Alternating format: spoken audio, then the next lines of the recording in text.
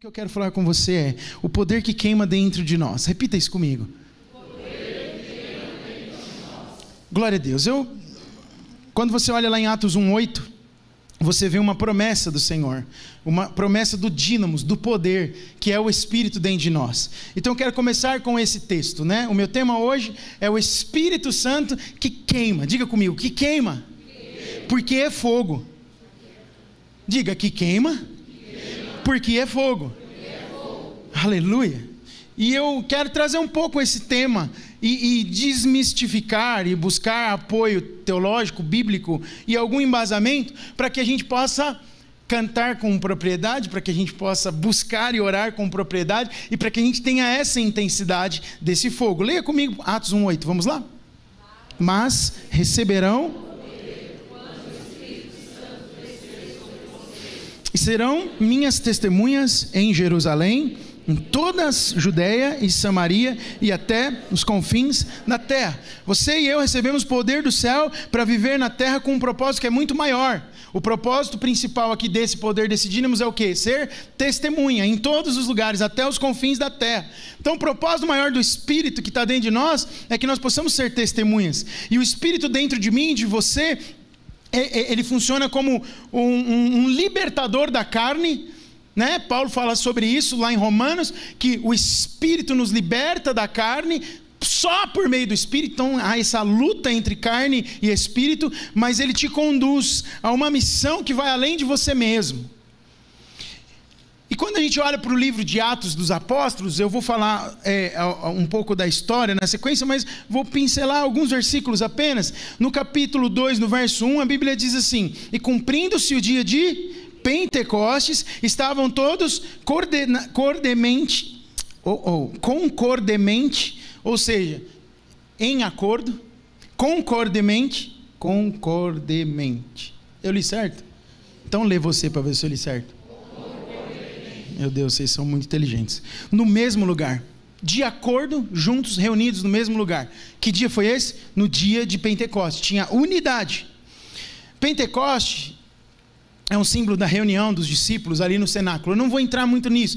Você sabe que na história do povo de Deus, desde o Antigo Testamento, você vê que o povo de Deus celebra muitas festas.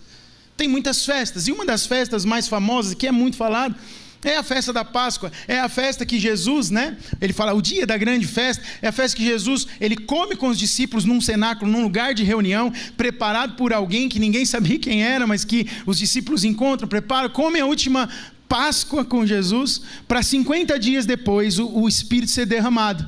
Jesus come a Páscoa com os discípulos e 50 dias depois acontece o cumprimento da promessa de Atos 1:8 que a gente acabou de ler. Isso remonta também, só para citar uma passagem do Antigo Testamento, a libertação do povo do Egito para celebrar uma festa ao Senhor, comer a Páscoa, o cordeiro que foi morto, que protegia ali a família, e aí depois Moisés recebe a lei, 50 dias depois, no Sinai. E aí tem várias analogias. Você sabe, tudo que acontece no Antigo Testamento é uma visão de futuro do que em Jesus se cumpriria no Novo Testamento. Então o Pentecostes é um cumprimento daquilo que Deus queria que acontecesse para a vida do povo, mas ele acontece com o derramar do Espírito. Diga, o derramar do Espírito. Aleluia. Mas tem uma ampliação dessa promessa que a gente vê lá em Atos 2, 17 e 18. Quero ler com você. Vamos lá? E acontecerá nos últimos dias, diz o Senhor, que sobre toda a carne. E os vossos filhos e vossas filhas farão o quê? Profetizarão. Os vossos mancebos vão ter o quê? Visões. Os vossos anciãos terão sonhos. E sobre os meus servos e sobre as minhas servas derramarei do meu Espírito naqueles dias. E eles? Uau! Os jovens profetizarão, mas todo aquele que é servo e serva também profetizará. Os mais velhos terão visões do Senhor, terão sonhos, perceberão coisas no Espírito, acontecerão coisas sobrenaturais. Essa é uma paráfrase em Atos, Lucas escrevendo daquilo que Joel profetizou também no Antigo Testamento. E essa é uma ampliação desse Espírito que fora prometido por Jesus.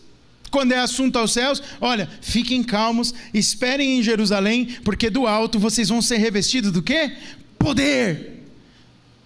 dínamos, combustível que vai te levar a fazer coisas que você jamais faria de maneira natural. E aí ele amplia isso dizendo: olha, o meu espírito derramado fará com que filhos e filhas profetizem, mancebos tenham visões, anciões sonhos, e sobre todo servo e toda serva do Senhor será derramado esse espírito e eles profetizarão. O enchimento do espírito então é a porta de entrada para os dons espirituais. Ninguém recebe dons do espírito se não é cheio dele. Precisamos ser cheios do Espírito, e certamente uma igreja cheia do Espírito manifestará os dons do Espírito. Eu falo para uma igreja aqui que quer manifestar os dons do Espírito. Você deseja a manifestação dos dons do Espírito sobre a sua casa, sobre a sua cela, sobre a sua igreja, na onde você estiver, na rua, no mercado, no transporte público, no SUS, na fila da UBS, você deseja a manifestação dos dons do Espírito, então seja cheio do Espírito. Mas João, um pouco antes, em Mateus 3, João Batista, o mais pentecostal de todos, o nazireu, que comia gafanhoto e mel, que devia ter um cabelo volumoso, craquento, que vestia de pele de animal, que vem antes de Jesus para pregar o arrependimento e batizar nas águas. Ele fala algo chocante, muito forte, que revela duas coisas: quem ele é e quem é Jesus, para as pessoas que já queriam colocá-lo na posição de Messias.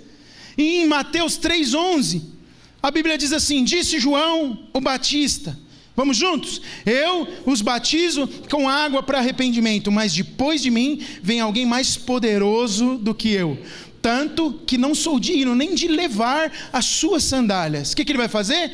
Ele os batizará. E, vamos ler essa última frase? Ele os batizará. Aleluia. Pela última vez, para ser completo, ele batismo nas águas, então, depois da conversão, é o símbolo, é a confissão pública da sua salvação. Todo que crer e for batizado será salvo, e todo que é salvo em Jesus Cristo e o recebeu deseja se batizar. Mas o batismo com fogo do Espírito na vida cristã simboliza a santificação, um processo de Deus constante, e nós somos santificados no nosso caráter, na nossa alma, na nossa maneira de viver, por um processo que a gente cansa de falar aqui, chamado de transformação da alma. Mas eu lendo um pouco, aprofundando nessa questão do fogo,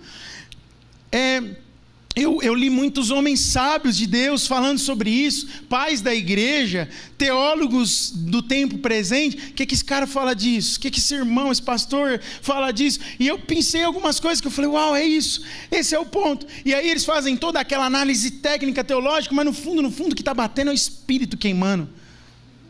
É o Espírito, é o fogo de Deus ardendo. Nenhum deles consegue viver a vida cristã de maneira plena, a full, assim, totalmente, se não for pelo Espírito, se não tiver Espírito queimando dentro de si. E esse queimar do fogo, ele é interessante. Vamos primeiro na primeira parte. João, ele reconhece a sua plena limitação na parte A do versículo que lemos: eu vos batizo com água para arrependimento. Ele confessa a limitação do seu ministério. Olha só que interessante, ele pode até batizar com água, mas só Jesus batiza com Espírito e com fogo. É isso que ele está dizendo. Ele pode administrar os sacramentos, mas só Jesus pode conferir as bênçãos dos sacramentos. João pode apontar o Salvador, mas só o Salvador pode salvar. João pode pregar a remissão de pecados, mas só Jesus pode perdoar pecados. Ele pode pregar fielmente o Evangelho, mas ele não pode fazer que os seus ouvintes recebam o Evangelho. Só quem faz isso é o Espírito. Isso está escrito em João, que é o Espírito que convence do pecado, da justiça e do juízo. Então não compete a ele convencer alguém, mas ele pode pregar, mas ele tem a sua limitação. Quem faz é o Senhor. Ele pode aplicar água no batismo, mas não pode purificar a natureza pecaminosa. Ele faz a confissão pública que o símbolo da salvação, mas ele não pode purificar a natureza pecaminosa humana. Ele pode entregar o pão e o vinho da ceia, mas ele não pode capacitar as pessoas a se apropriarem pela fé do corpo e do sangue de Jesus. Quando nós tomamos a ceia, nós nos apropriamos pela fé do poder que tem no corpo e no sangue de Jesus. Pode ir até certo ponto, João o Batista, mas ele não pode ir além, porque só quem vai além é Jesus. E aí ele continua na parte B do versículo: mas aquele que vem depois de mim é mais poderoso do que eu, cujas sandálias eu não sou digno nem de levar. Ele vos batizará com o Espírito Santo e com fogo. João Batista, ele reconhece que ele é apenas uma voz, mas ele não é o verbo. João Batista, ele reconhece que ele veio para testificar da verdadeira luz, mas que ele próprio não é a luz. E ele vem também reconhecer aqui que ele é amigo do noivo, mas ele não é o noivo. Ele é primo do Messias, mas ele não é o Messias. E ele reconhece que ele batiza com água, mas Jesus que vem depois dele batiza com o Espírito Santo e com fogo. Espírito Santo esse que é recebido por Jesus no seu corpo de forma corpórea, no símbolo da pomba, quando os céus se abrem, no batismo de quem?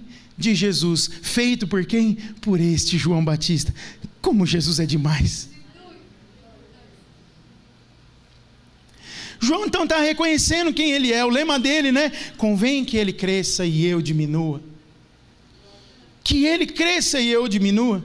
E ele se refere a esse batismo com fogo. Vamos um pouco para dar alguns exemplos. Orígenes, um dos pais da igreja, mas também outros escritores, teólogos modernos, Neander, Meyer, Devet, Lange, eles interpretam esse batismo com fogo como um batismo de impenitentes, pessoas que não se arrependem dos seus pecados, com fogo do inferno, distinto do batismo com o Espírito. Ou seja, o batismo com o Espírito é uma coisa, e com fogo é esse batismo para impenitentes, pessoas que às vezes estão até na vida da igreja, mas não se arrependem.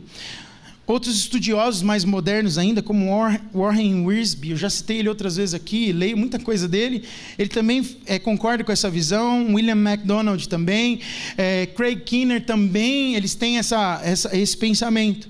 E outros passam por esse entendimento de igual forma. Defendem que João está se referindo a dois batismos completamente diferentes, opostos, um do Espírito, outro do fogo, um de graça e outro de juízo. Mas amparado por homens de Deus também, conceituados, e por algumas análises, e não só pela palavra deles, mas pelas análises que me cabem aqui dizer naquilo que creio com muita liberdade nas Escrituras, que o batismo do Espírito e o batismo do fogo, eles são análogos, eles são complementares. Eles não são separados, e eu quero trazer um pouco de luz sobre isso com você. A grande maioria dos exegetas, né, que são os estudiosos da Bíblia desse tempo, defendem também esse posicionamento. Eu vou citar alguns deles para vocês. Alguns reformadores, pais da igreja também. Calvino, por exemplo, está aí o que Calvino diz sobre isso. Olha só, a palavra fogo é acrescentada como um qualitativo. Qualificativo é o adjetivo, ele complementa, né, como eu disse antes. Ela é aplicada ao Espírito, porque ele remove a nossa poluição como o fogo que purifica o ouro. Faz sentido isso para você? Robertson diz o seguinte: Espírito e fogo estão unidos por uma preposição como se fosse um batismo duplo. A mesma pessoa é batizada com ambos os batismos. João não fala, ele vos batizará com o Espírito ou com fogo, mas diz, com o Espírito e com fogo. Carson, ele diz o seguinte: a preposição e governa tanto o batismo com o Espírito quanto o batismo com fogo, e isso sugere um conceito de unificação. A água, irmãos, toca a superfície. Quando você se toma banho, você lava. Só que você não pode fazer uma lavagem mais profunda só com a água. Você esfrega, né? Vai tirar o couro ali. Mas o fogo penetra em substância, na substância das coisas. Por que o fogo purifica o ouro?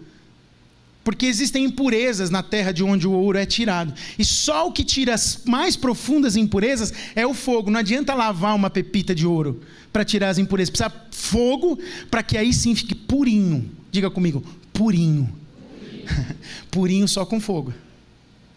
Às vezes você vê uma pepita bonita, lavada por fora, põe na cândida, põe lisoforme, esfrega, vai ficar brilhando, mas se não passou pelo fogo, pode conter impurezas no meio dela. Então a água faz um serviço de limpeza, mas o fogo, ele vai mais profundo, ele purifica a substância das coisas. Uau, parece até ciência falar assim, né? O fogo ilumina, o fogo aquece, o fogo, ele além de purificar, ele também se alastra. O fogo une pepitas. Se você pegar um tacho e colocar pepitas de ouro ali, aleluia, e colocar muitas pepitas de ouro, elas vão se fundir em uma só. É o fogo do Espírito também que conecta a igreja. Você é como uma pedra preciosa num grande tacho espiritual, e eu estou mergulhado nesse tacho, você também. Quando o fogo pega nós junto, não tem jeito, as impurezas saem, a gente se conecta. O fogo, então aqui ele é uma imagem de juízo, mas um juízo que tem misericórdia, que purifica, que limpa, como ourives que purifica o ouro por meio do processo do fogo. Champlin, um grande comentarista bíblico também, eu lembro que quando as minhas primeiras pregações eram praticamente todas embasadas naquilo que eu lia de Champlin. Ele diz o seguinte sobre esse assunto, que a interpretação mais comum do batismo com fogo é que ele indica o caráter do batismo com o Espírito, ou seja, o fogo tanto limpa e purifica, como também destrói. Destrói o quê? Destrói o mal. Destrói o que há de mal dentro de nós. Então não é um fogo para te destruir, é um fogo para destruir o mal que tem dentro de você, que você luta todos os dias. Essa é a luta do Espírito. Há uma concordância entre Matthew Henry, que ele escreve também, nem coloquei aí. Sproul fala sobre isso, olha que Sproul fala: esse fogo limpa, purifica e produz o mesmo que o crisol. Crisol é um recipiente para fundir substâncias, põe-se produtos químicos ali e funde substâncias. Olha ele continua: o ouro puro da santificação. Não pense que você tem um Salvador que vai te deixar fora do fogo. Oh, aleluia. E os irmãos já que são do Pentecoste, né? De novo, foi Sproul que disse isso. Não pense que o Senhor te salvou para deixar você fora do fogo. Ele vai te manter fora do fogo eterno. Mas, até lá, você vai permanecer na fornalha, como Sadraque, Mesaque e Abidnego, e não vai ser destruído, mas purificado. Yes! Um último comentarista, James Hastings, ele diz assim: o batismo com fogo, ele penetra e limpa o que a água não consegue fazer. O fogo tem o poder de refinar o metal, tirando dele suas escórias, mas o fogo produz também uma chama de ardor e entusiasmo. O mesmo fogo que te purifica é o fogo da paixão por manifestar o evangelho na vida das pessoas ao seu redor. Crente incendiado, crente purificado pelo fogo do Espírito, é ativo, canta, pula, dá cambalhota, os outros não entendem nada, mas ele quer salvar o mundo, porque ele recebeu purificação pelo fogo. Não é um fogo que destrói, mas é um fogo que arrebata, que salva, que transforma, que tira vidas da perdição e que arranca de nós as escórias da nossa humanidade, da nossa natureza pecaminosa, e nos faz reinar com Cristo. E o poder prometido em Atos 1 começa a ter tão poderosa do dínamos. Se a gente olha para as Escrituras no Antigo Testamento, desde o Antigo Testamento, a gente vai ver Deus se manifestando como fogo em várias passagens. Olha lá, Moisés no Monte Horebe, você vê isso em Êxodo. Eu não vou citar as referências não. No Monte Horebe Deus se manifesta como fogo, no meio do quê? De uma sarça ardente para Moisés. Mas Deus também conduz o povo no deserto por 40 anos, em noites escuras, com o quê? Com uma coluna de fogo. Imagina que batam Elias aos céus. Isaías ora para que Deus fendesse os céus e descesse e se manifestasse com o fogo que inflama gravetos. Isso está lá em Isaías 64. Zacarias fala algo lindo. Ele diz assim: Deus se coloca protetoramente ao nosso redor como um muro de fogo. Se você está preocupado com segurança e você serve a Jesus, aleluia, você tem um muro de fogo que é o próprio Deus ao seu redor. Aleluia. Às vezes eu me sinto assim, com um muro intransponível de fogo ao meu redor e um monte de anjo ainda, de sentinela, guardando a casa, guardando minha família, guardando os meus. Sabe de onde vem essa segurança? Do Espírito que queima como fogo dentro de mim. Só pode ter essa convicção quem tem esse Espírito dentro de si. Em Hebreus capítulo 1, a Bíblia diz assim: Ele faz os seus ministros labaredas de fogo. Aleluia. Então é bíblico você falar: a paz do Senhor, labareda de fogo.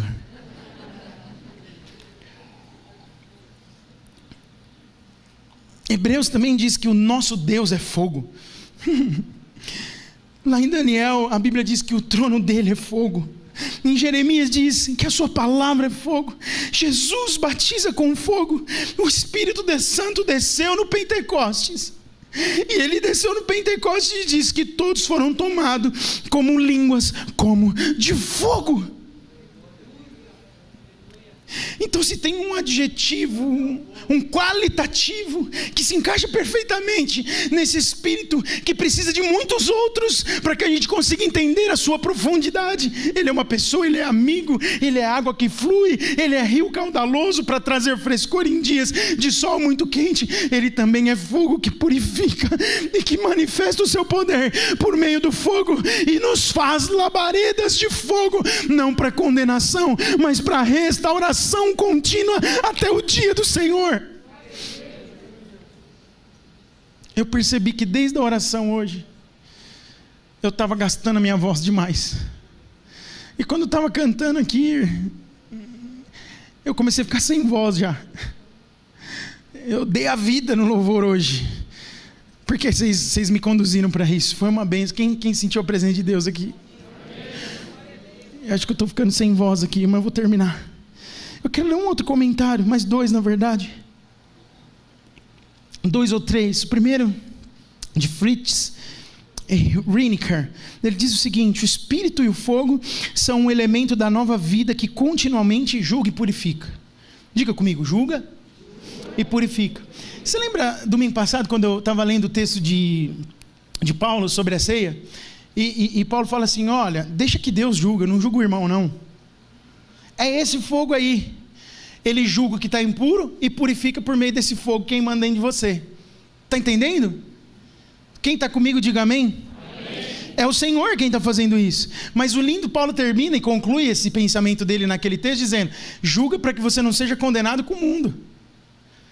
Não é um fogo que te destrói, pelo contrário, é um fogo que te faz uma barrinha de ouro transformada, porque nem a forma mais vai ser igual. Você deixou de ser pepita de ouro, bruta, com impurezas, para ser uma coisa transformada e moldada pelas mãos de Deus por meio do fogo. Eu não estudei essa parte que eu vou falar agora, mas me ocorre, e sei que é o Espírito. Quando Jeremias fala das mãos do oleiro, barro para finalizar o trabalho precisa passar pelo fogo também, não precisa? Cadê os oleiros aí? Precisa, né? Então quebra o vaso, tal, vira barro tudo de novo, formatou do jeito que queria. O que vai acontecer para consolidar aquela formatação? Fuego. Fire! Fogo de Deus no vaso. Olha para o vaso e para a vasa do teu lado, fala: fogo na sua vida, vaso de Deus. Fogo. Richards, um outro comentarista, um outro estudioso bíblico, diz assim: não fiquemos satisfeitos com a água. Ou seja, toma água, mas não fique. Nós precisamos do fogo do Espírito. Richards era pentecostal. Não fique satisfeito com a água, mas queira o fogo do Espírito. E um famosão aqui que você conhece, John Wesley, ele disse o seguinte sobre isso: Ele vos encherá com o Espírito Santo, inflamando o vosso coração com aquele fogo de amor. O enchimento do Espírito Santo inflama o teu coração com um fogo de amor, que as muitas águas não podem apagar. Que tribulação nenhuma, que o irmão que pisou no teu calo, que o irmão que falou que você não queria, que o pastor que às vezes não está pregando tão bem assim, que a música que não é tão boa, que o prédio que está frio ou que está quente, que a pandemia, que as muitas águas não podem apagar um coração aquecido com o fogo do Espírito. Esse é o pregador John Wesley dizendo. E isso foi feito com visível aparência, quando o Espírito desceu em línguas como de fogo no dia de Pentecoste. Ele se refere àquele dia como um marco, línguas de fogo. As pessoas falavam e os outros não entendiam, mas o fogo de Deus estava queimando eles. Para quem estava fora era uma completa loucura, mas quem estava dentro e estava envolvido, estava sendo tocado de uma maneira que jamais haviam sido tocados antes, e que mudaria a sua história daí por diante. E o Espírito de fogo é o que trabalha no nosso meio, que está trabalhando nesses dias. Há coisa de um mês atrás, mês e meio, talvez 2, o Senhor começou a mover-se no meu coração de uma maneira muito especial. Talvez num dos momentos de maior angústia do meu coração na minha vida ministerial. E eu tenho me sentido tocado pelo fogo do Espírito. E eu tenho certeza que alguns de vocês já sentiram isso. Mas eu vou dizer com muita segurança no meu coração, pelo Espírito: o fogo do Espírito vai tomar essa igreja inteira. Ninguém vai ficar de fora disso. Ninguém vai deixar de sentir essa marca. Ninguém vai ser impedido pelo inferno em nada do que o Senhor projetou. Nossos planos e os nossos sonhos podem até ser frustrados, mas os planos e os sonhos de Deus, que são muito mais elevados que o nosso, na nossa vida, não serão frustrados. Deus tem plano na sua vida. Ele te prometeu alguma coisa. Eu sou um profeta de Deus para dizer para você nesta manhã: tudo que Ele prometeu, o fogo dele provará e te levará a conquistar em nome de Jesus. Só precisamos nutrir o fogo, botar lenha no fogo, trocar o pavio se necessário e abastecer de azeite, como está lá em Efésios capítulo 5, versículo 18. Nos embriagando do Espírito, na onde não há contenda, deixando de lado o vinho da confusão, mas se enchendo do Espírito e falando entre nós com salmos, hinos, cânticos espirituais, fluindo no Espírito e sendo cheios dele. O fogo vai pegar, o fogo vai queimar. O Espírito Santo dentro de mim e dentro de você, ele vai manifestar uma ousadia para a proclamação da palavra. Tudo que eu vou falar aqui agora, como um subtópico, pode estar registrado num texto bíblico. Depois eu te mando. Está lá em Atos, essa primeira. O poder do Espírito manifesta a ousadia da proclamação, mas ele também gera uma vida de alegria. Gente feliz é porque tem fogo do Espírito queimando dentro de si. Ele também promove a unidade da família da fé. Já falei disso. Se o fogo de Deus está queimando dentro de você, você tem disposição de ter unidade, até com quem você não gosta, até com quem não come o que você come. Você tem disposição de comer alguma comida diferente, só para ter unidade com quem você ainda não teve. O fogo do Espírito promove a adoração, mas como estilo de vida, e não simplesmente como um momento dentro de um culto. O fogo do Espírito gera zelo pelo que foi depositado na sua vida. Paulo disse a Timóteo no capítulo 1, na segunda carta de Timóteo, capítulo 1, verso 14, assim: quanto ao bom depósito, diga comigo, bom depósito, guarde-o por meio do Espírito Santo. Como é que guarda o bom depósito de Deus em nós? Por meio do Espírito Santo. E aí ele conclui, que habita em nós. O Espírito Santo que habita em você, ele é poderoso para te ajudar a guardar essas boas sementes, os bons depósitos de Deus que você tem recebido. E eu quero orar com você agora. E se tem alguém aqui que está com fogo mais ou menos, está na brasa, a brasa já está com cinza, esfriou, Essa não é uma palavra de condenação, muito pelo contrário, essa é uma palavra de ativação. É uma palavra de ativação. Eu quero convidar você agora, eu não vou falar muita coisa, é claro o meu chamado, a minha palavra para você. Tá precisando de mais fogo? Talvez você está à vista de algum até com muito fogo, fala, não, isso aqui está pegando, né? Mas você sente vontade de ter mais, percebe que precisa de mais. Ou talvez você se olhe e fala, realmente eu já peguei mais fogo do que eu estou pegando hoje. Essa palavra é para você. Eu já fui mais incendiado. Eu já tive mais paixão. O Espírito Santo moveu mais do que está movendo agora. Já aconteceu coisa diferente que não está acontecendo.